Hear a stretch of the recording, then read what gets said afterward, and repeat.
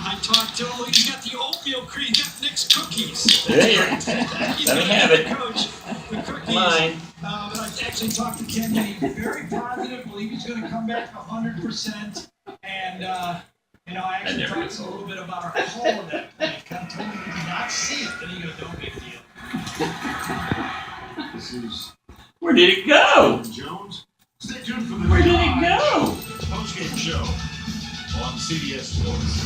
That's coming up with the guys back in the studio. Adam, Spencer Bennett back. Yeah. That is great. Vern, just a little shout out. If you can just stand by just a little second here. To the Tuscaloosa VA Medical Center.